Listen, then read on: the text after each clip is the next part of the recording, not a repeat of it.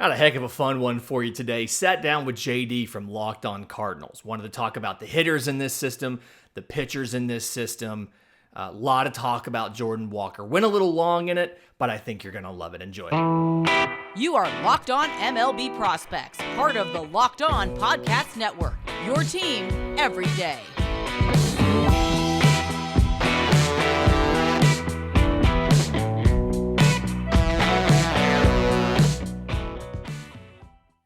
It's a prospect edition of the show today as we are joined by Lindsey Crosby from the Locked On MLB Podcast, Prospects Podcast. Lindsey, good to talk to you today. We're going to be chatting a little bit about the prospects that are going on in the Cardinals farm system. You know, the minor league seasons are coming to an end, and we thought we'd finally get an expert on the case because, you know, I'm paying attention mostly to what's going on the professional team, but we like to get a segment in each week where we talk about the farm system. But you are somebody that pays attention exclusively to what's going down in the organization. So I appreciate you taking some time out and joining us here today, bro. Absolutely. I think I've seen more of Jordan Walker's home runs than I have Albert Pujols' home runs. It's just because that's where I spend all my time. Yeah, and that's saying so, and that's obviously a huge name that we want to talk about here in today's episode. For those of you who are unfamiliar, I'm JD Hafron, and I'm a national radio sports anchor, born and raised in the Lou, and a lifetime Cardinals fan, and I'm your host for Locked On Cardinals, which is part of the Locked On Podcast Network, covering your team every day. We want to thank those of you who make Locked On Cardinals and Locked On MLB Prospects your first listen every day. We're free and available wherever you get the podcast, iTunes, Spotify, Google Podcasts. We're on YouTube as well, obviously. So let's jump into this, Lindsey. We'll start with what we call the crown jewel of the St. Louis Cardinals farm system and organization. One, Jordan Walker, which I guess we could say now infielder, outfielder, Jordan Walker, since he finally got to play some of that. Selected 21st overall back in the 2020 draft. He was the Georgia Gatorade Player of the Year, had committed to play at Duke, and the Cardinals called him and said, hey, we want to draft you, and we're going to give you $2.9 million. So would you like to come play ball with us? And he said yes. And since that time, things have gone pretty darn well for Mr. Walker, haven't they? They have been good enough where I would call him the Cardinals minor league player of the year this year.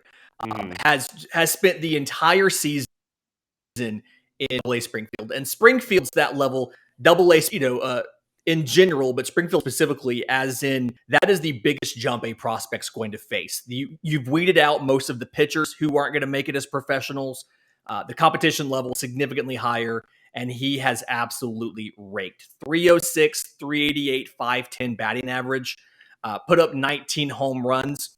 And I know we talk about the power and the slugging, and people think, well, 19 home runs isn't a lot.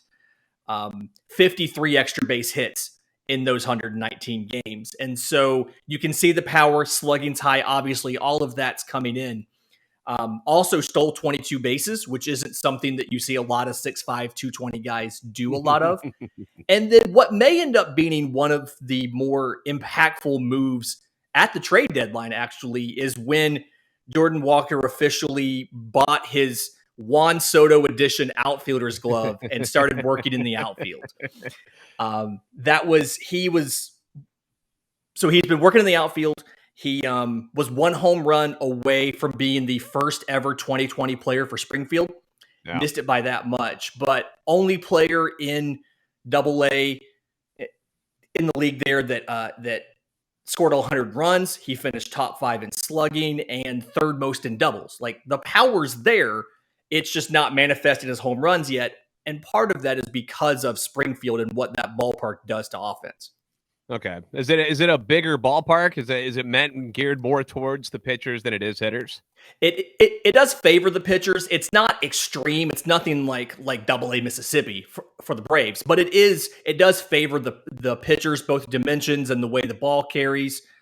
So 19 home runs in Springfield, I'd probably would equate to 25 or so home runs in a different ballpark. There's a reason that this farm system has never had a 2020 player in Springfield. I mean, it's hard to hit home runs there. So don't worry about that. Look at the fact that the doubles were there, the slugging is there, and then he's been working in the corners and has settled pretty well so far.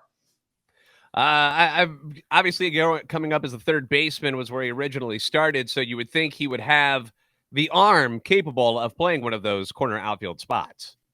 Yeah, he has an arm that plays in right field. Okay. Now, the question is going to be whether or not they put him at left or right. His speed, I would call his speed average to maybe a tick below average. The stolen base numbers are partly a product of the intelligence, getting the jumps on the pitcher, things like that. And so when you're moving to the outfield, the thing that we always look for to evaluate prospects, it's the 3 R's is what we call it: reads, routes, and reactions. You want to see how well can he see the ball off the bat, how quickly can he start to track it, and how efficiently does he track it to get to it. That's ultimately going to decide whether or not he's going to be in left field or in right field. If the reads, routes, and reactions come in well enough, he'll be at right. If not, they'll stick him in left. But from everything that I've seen, he seems to be acclimating pretty well to right field, to the outfield. And so having watched some film of him from September playing the outfield, I think you may see him in St. Louis by the second half of next year, which feels odd to say about a 20-year-old, but right. I think there's a very real possibility. Yeah, his bat has been good enough where he's shown that he might have the maturity to make a jump like that from AAA to the majors next year at some point, which is something that I know a lot of fans have been looking forward to. At one point at the beginning of this season for the Cardinals, it was the outfield that was so crowded. And then you had the trade of Harrison Bader. You've had a name, Alec Burleson, who came up from AAA this year, here at the end of the year, has struggled a little bit, but when your bat's as good as Jordan Walker's is, they're going to find a place for you on that lineup if you deserve it. Now, I do want to ask you this, too. When we mentioned that he played third base at one point, has there ever been any talk or any interest of maybe having him still play maybe some first base with his size being of what he is at 6'5" to maybe give Goldie a day off? I mean, you've seen how they've utilized Albert Pujols this year. He'll be gone next year. They could use another right-handed DH and maybe somebody who could play some first base as well. Do you think that might be something that could also get him up to the major league level quicker? Yeah, that's something where it's going to help him as far as roster flexibility to stick, the fact that he can play first as well. It's first base isn't that dominion of a position. And so most professional outfielders, if you give them enough reps, they're going to be passable there. But Walker, from what I've seen, has looked pretty decent at first. I think he's only played, I want to say, this year he hasn't played it in a game, but they've done pregame warmups, they've done practice over there, he did some in spring training. I think he would be perfectly fine to it. Most third basemen can play first, right? And so gives flexibility for DH, obviously first base, third base, as well as outfield. And when you have a roster full of a ton of outfielders who seems like they always kind of get nicked up here and there, a Dylan Carlson, a Newt Barr, things like that. As well as you have guys who are trying to get time in the outfield like a Juan Yepes, I think that having that flexibility is going to be very useful. And they're going to continue to let him play at first base some or give him practice reps at first base as like an emergency option. He absolutely could do it in a game, I feel. Now, and you mentioned 19 home runs this year, just the age of 20. He's still growing into that body of his. I mean, let's remember, it was just 2 years ago he was a high school kid, So I would imagine, and Busch Stadium being what it is in St. Louis is also more geared towards the pitchers. So we're not expecting crazy 40, 50, 60 home run power out of him anytime soon, are we? No, I don't think it's going to be it's not going to be like incredibly quickly that we're seeing that. And part of the reason why we're going to wonder about where the power is going to end up and where it's going to be, we know it's there, but where it's going to end up is, and it's something that we say on this show a lot, your power tool is only as good as your hit tool.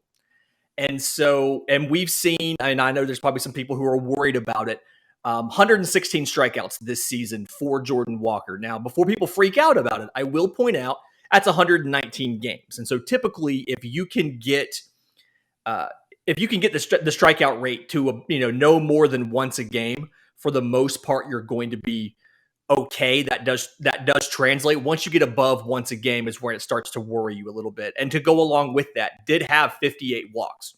So has plate discipline.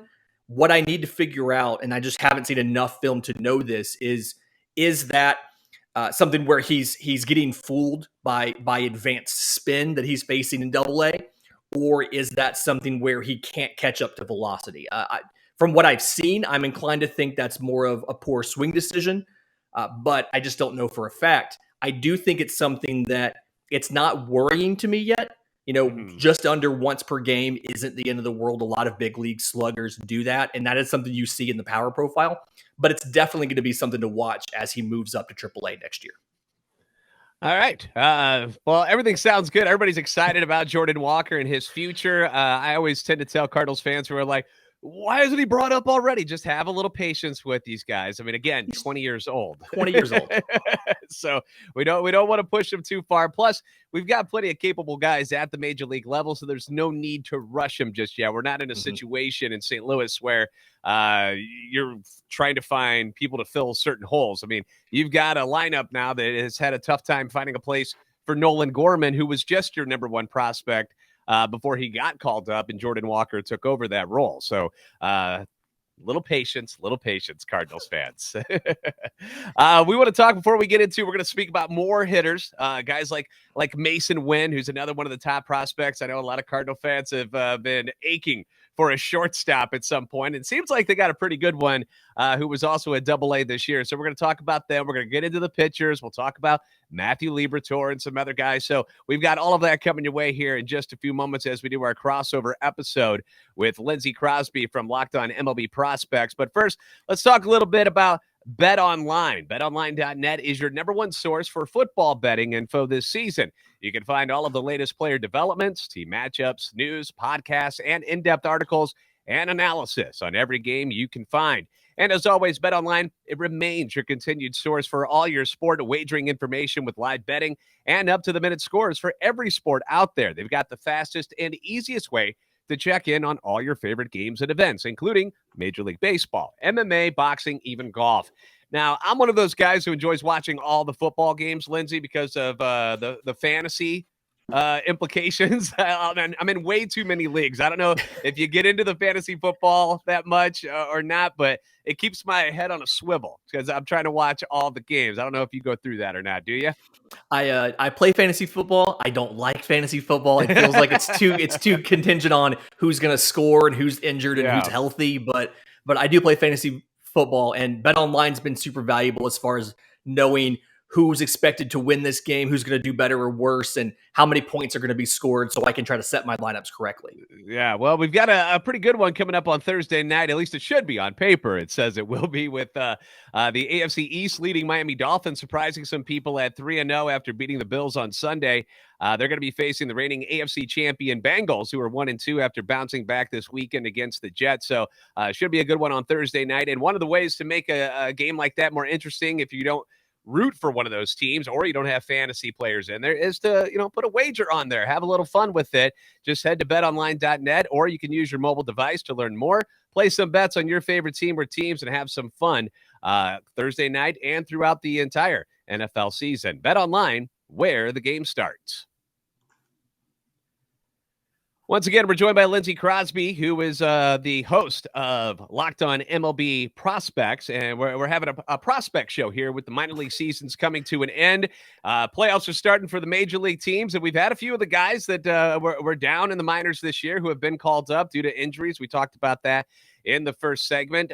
So we're going to talk about some of these hitters that the team has had to rely on not only this year, but ones that are going to be coming up in the future. The first guy I want to talk about is shortstop Mason Winn. Now, this is a guy, it's been a bit of a hole at the shortstop position. They thought they had something in Paul DeYoung, and his career has just fallen off a cliff over the last couple of seasons. So everybody's been asking, who's going to be the shortstop of the future for the Cardinals? Mason Winn is somebody who's gone to 2 levels this year and has been pretty darn successful at both of them. Yeah, and Mason Winn, drafted originally as a two-way player out of high school, announced as a shortstop and a right-hand pitching prospect, has switched to shortstop full-time. And the pitching was always kind of a hedge in case the contact ability and the hitting didn't come in.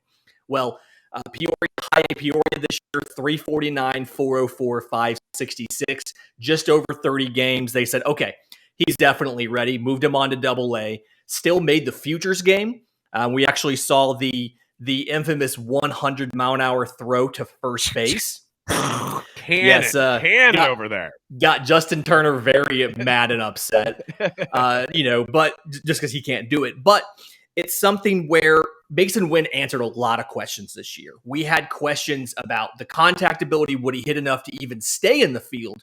Never mind be an everyday regular. We had questions about how was the power going to come in? We had questions about what was he going to do against elite levels of spin? Was he going to chase? And those are all things that he's significantly improved on. Strike zone discipline got better this year. He struck out more than once a game last year, and granted, at age 19, but comes in this year, strikes out less than once a game. It's still close, but less than once a game. Hit 12 home runs, including 11 in Springfield, which, again, not an easy thing to do. 37 extra base hits and 28 of 33 on stolen bases. So we're seeing that speed. He's had fantastic speed. We see that. We're seeing the fielding, the arm obviously is fantastic. I still don't necessarily know if the power production is ever going to be something significant, but at the same time, when you're playing in the middle infield, the defense is more of the premium than the power and the contact. I think he'll hit enough to be a big league regular. Never going to win a home run derby for you, but from everything that we've seen, Mason Winn looks like he's the real deal. And the big thing here is he doesn't look like he's ever struggling at the plate. Even in the games he has where he strikes out 2 or 3 times, never looks like he's completely confused or blown away by what happened. He understands what they were doing. He just didn't hit it. And that's one of those things that doesn't really show up on a stat sheet. But when you watch a guy develop and you remember he's 20 years old and his first taste of AA, seeing a guy have a reaction like that, it's like, okay, that's what they did. I'm going to come back and I'm going to fix it. Next time I'm not going to attack that slider down and away on 2-2. That makes you feel good about projecting a prospect out into the future. Yeah, one of the things that I enjoyed about him, first, I was taken back by the amount of power that he did have at AA this year. I didn't see that coming at all, but I think the speed aspect is something that Cardinal fans have grown accustomed to. Obviously in the 80s, they had all that speed. And then most recently, when you had guys like Tyler O'Neill, Tommy Edman, Harrison Bader, you had all these guys just flying around the bases, and Wynn's got really good speed. Now, would you call it elite level speed where he's going to be somebody like a Tommy Edman who's going to steal between 25 and 30 bags at the major league level someday?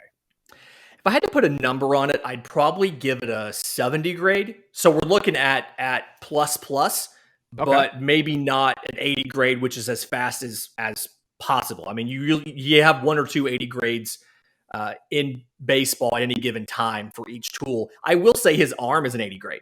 I do think he has probably the strongest infield arm, one of the strongest I've ever seen. Speed-wise, plus speed, I'd put him up there near where some of those guys are, but wouldn't necessarily call it elite. But double plus is still nothing to sneeze at. Still 2 standard deviations better than average.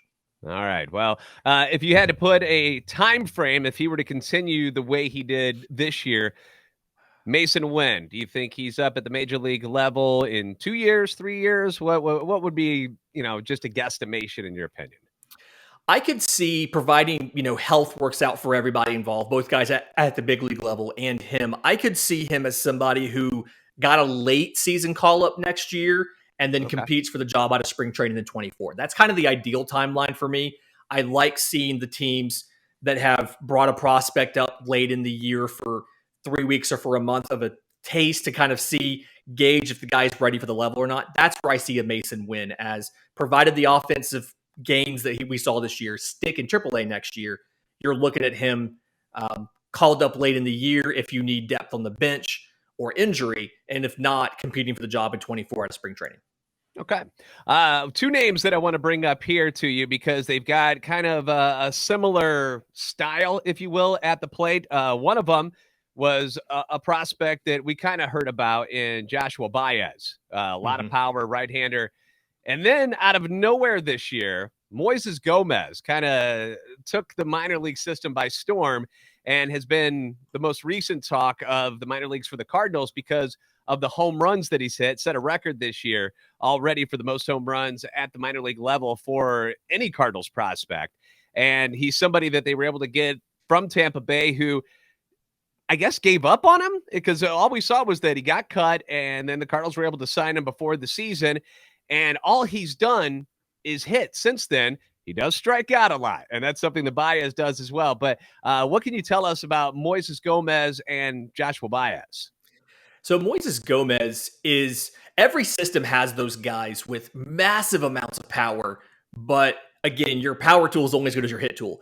And what led Gomez to get released by Tampa Bay was in Double-A Montgomery last year, 76 games, 171, 256, 309 slash line, 8 home runs. High strikeout guy, yeah, but there's a trade-off that every team is willing to make. A guy who strikes out, 1/4 of the time or more, they'll make a trade-off if the guy has the potential to hit a ton of home runs. He struck out 115 times in 76 games last year, hit 8 home runs. So obviously you're not, you're doing the bad thing. You're not giving them the good thing to counterbalance it. They went ahead and cut bait. I think that the Cardinals did a good job of identifying, okay, this is a guy that's legitimately talented. This is a guy that has some flaws in his swing and has some flaws with pitch recognition. And we can get him in the system. We can coach him a bit and raise the floor on what he can be as a hitter. And so that's what we see now behind Moises Gomez. And Joshua Baez right now is what Moises Gomez was in 2018, 2019. Like, this is the same type of player. The high strikeout, high power, very, very extreme projection of a player. Joshua Baez is either going to hit 35 home runs or he's going to strike out enough where he gets cut in Double-A. Exactly what Moises Gomez did. There's always one or two of these guys that work out. I like what Gomez has done. I still think the strikeouts are kind of high. He got it 57 games in Triple-A this year after he tore it up in Springfield. 267, 339, 539 with 80 strikeouts in 57 games. So strikeouts are still a little high, but he's making enough contact where the power is showing up. And so I think there's a trade-off that you can still make there and a little more refinement to that. And it may get to the point where it's actually useful in games and you can see him get a chance at the big league level. All right, and you talking about Joshua Baez, some people who may not be familiar, he started the season with an injury, which is why he didn't play as much, but he's at A-ball, and from everything I saw, he's got the tools, a lot of good velo coming off the bat. I mean, when he hits that sucker hard, and so he's somebody that I just want Cardinal fans to keep an eye on because he's got some skills that might be useful down the road. Now, as far as the Moises Gomez thing goes, they have to add him, I believe, to the 40-man roster within 5 days after the World Series, or else he gets to be a free agent again. The last thing I had read is President of Baseball Operations John Mozeliak was like, we got to figure something out because somebody who hits almost 40 home runs in the minor leagues, you usually got to find a spot on the roster for him. But that decision is something that'll be made after the World Series is concluded. So just a little update on what's going on with Gomez. It's not somebody that you plan on seeing up on the team at this point of the season, but maybe something in spring training to keep an eye on, right? Yeah. He was unprotected in 19 and 20, didn't get picked either time. Definitely would get picked if unprotected this time. And so somebody you have to add to the roster. And then real quick to go back for a second on Baez, the thing I want to tell people to keep in mind too, he's played a lot of center field. Expect him to move to a corner, but he's going to move to right. He's got a fantastic arm. I'd give it a 70 grade. When he was a pitcher in high school, because most good players pitched in high school, he hit 98 from the mound. And so provided that his contact ability gets anywhere in the vicinity of average for his hit tool, he's going to be one of those slugging, 30-plus home run right fielders with a cannon out there. The only question is, as he matures, is he going to hit enough or not? And that's the thing to watch out for next year. Like you said, he'll start back over in low A because of the injury that he only got 32 games this year. He'll start back in low A next year, and ideally you'd see him in high A by the All-Star break. Yeah, and again, he's 19 years old, so we're not talking about guys who are 24, 25 that it's one of those where either go now or get off the pot type of situations. Gomez a little bit older at 24, I believe, but still, obviously, we just mentioned you're gonna have to make a decision on him coming up here when the offseason begins. All right, well, we know we have some decent hitters in the organization. I would like to talk about the pitching prospects for the Cardinals next.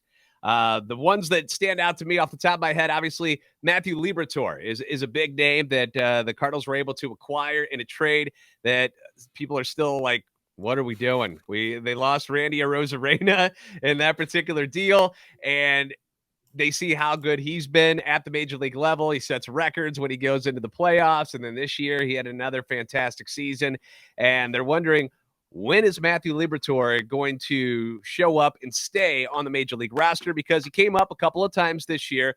Sometimes look good, sometimes look bad. What's going on with this left-handed prospect for the Cardinals? So very good changeup, very good curveball. And the thing here is when he has control of both of them, that's the thing that when he gets lethal. And I noticed the trend seemed to be he was better earlier in the year. He struggled July and August and September. I don't know if that's a conditioning thing. I don't know if that's fatigue. I don't know if that's, what that might be. But when he's controlling both of those pitches, I mean, I'd say that's the best changeup in the system, and that's one of the better curveballs in the system. I like them both. The fastball, the velocity changes a lot, and I think that's a little bit odd. Sometimes it's 92, 93. Sometimes it's 95, 96. So that has a great discrepancy as to the outcomes as well. He's a very intelligent pitcher. I like the way he mixes his pitches. I like the way that he sequences a batter and attacks a batter. And I can tell that he's a guy who's picked the brains of Molina there in the clubhouse and been like, okay, what would you do here? Or why did you call this? Or, trying to understand what he's doing. I like all of that. I think it's just the consistency with some of the pitches, but specifically the fastball velocity is going to be where he ultimately settles. Is he going to be a number 3 starter? If that velocity ticks down and stays lower, is he going to be a number 4, number 5? Because again, like all the secondaries, like the curveball, like the change, even like the slider, it's just a matter of you have to have them all at the same time, or you've got to figure out that fastball velocity. Now, is Liberatore, what style pitcher is he? Because we've seen the defense for the Cardinals, Arenado, Goldschmidt, Edman, you got Gold Glovers all over the place. And so you've seen the success of guys like Jose Quintana and Jordan Montgomery since they came over in the trade deadline because they're ground ball pitchers. They don't put the ball in the air all that much, which led to a lot of their success since they've been traded. Is that something that Liberatore is, or is that not his style and he gives up more fly balls than he does grounders? His goal is to give up ground balls. It just doesn't always happen. When the curveball's not breaking like it should, it stays a little higher and guys are able to get underneath it. Sure. He's not a strikeout pitcher, and the goal for him, honestly, he's the kind of guy that I'd like to see him switch from a 4-seamer to a 2-seamer. Because I think that if he were to lean into I'm not going to worry about striking guys out. I'm just going to pitch, let them put the ball into play. It's going to be on the ground. We've got vacuums on defense at both corners. We'll have a great shortstop up here in a couple of years in Mason Winn.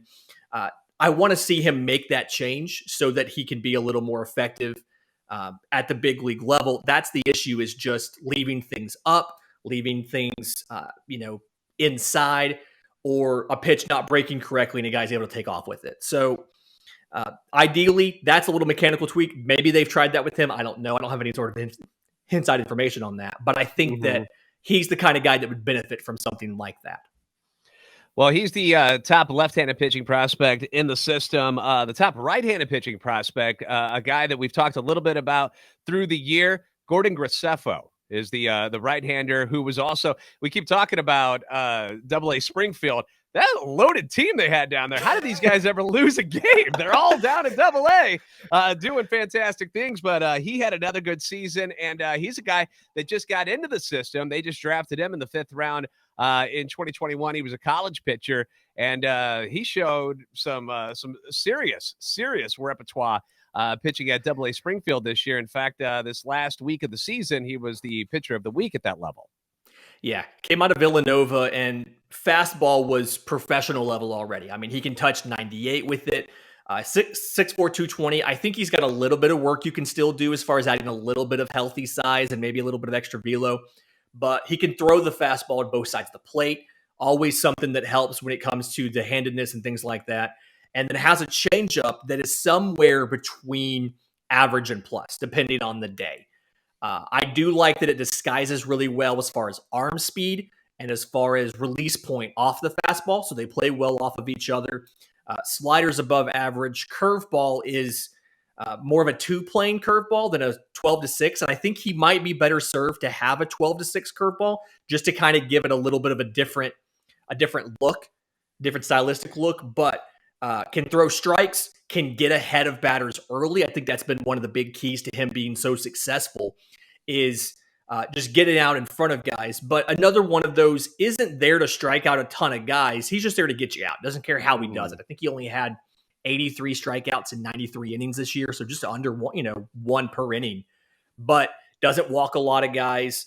And so looks to be like a number 4 or number 5, simply because you don't have any sort of exemplary out pitch. You just have a bunch of above average good pitches. Mm-hmm.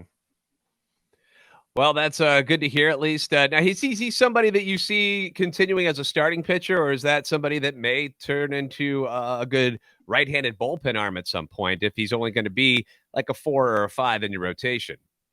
Something where I would let him continue as a starter. The only reason that I would put him as a 4 or 5 versus something higher is because none of those pitches have improved to the point to be a go-to for sure out pitch. But when you have, 3 or 4 above average pitches, it's hard to say, hey, let's make this guy into a reliever, come out of the bullpen, when he can go multiple innings and he can get it done and he has the results for it. He just doesn't have the traditional tools that a number 3 might have.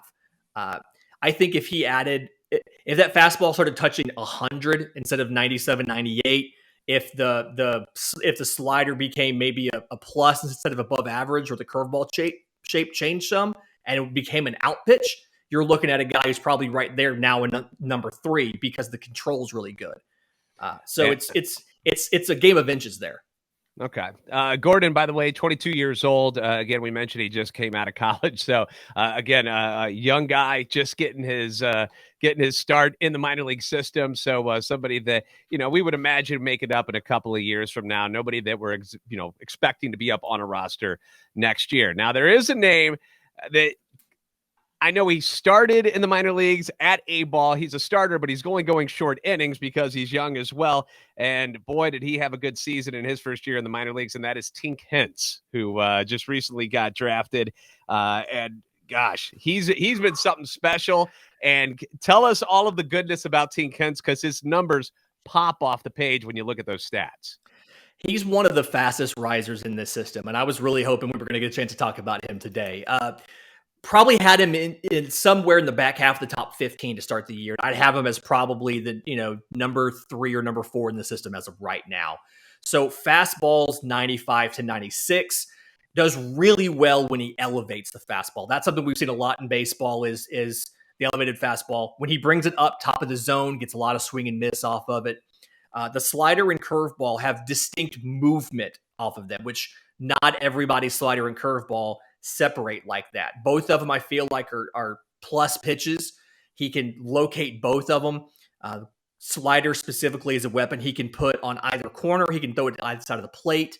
Curveball is something that he gets a lot of guys are just fooled on it. They look at it thinking it's going to be a ball and it lands for a strike, or they just don't even swing at it. So useful thing there. Fourth pitch, changeup, it's probably average. It's got a little potential to get better there. But I think what he needs to work on, and you mentioned kind of one of the big things with some shorter outings, is needs to work on consistency of the delivery and just overall stamina and working deeper in the game. Somebody who this is his first, full season. He had 8 games in rookie ball last year. This is his first full season, so they want to take it easy on him. He only threw 52 innings. But a guy that's got tools, has weapons on all three of those pitches there. And if he can be a little more consistent and then just carry that deeper into games, I think you're looking at a guy compared to a lot of supplemental second round picks. I really like what I see, and I really think he can be. I mean, sky's a limit if he can actually harness those 3 pitches and run it for 5 or 6 innings every 5 or 6 days.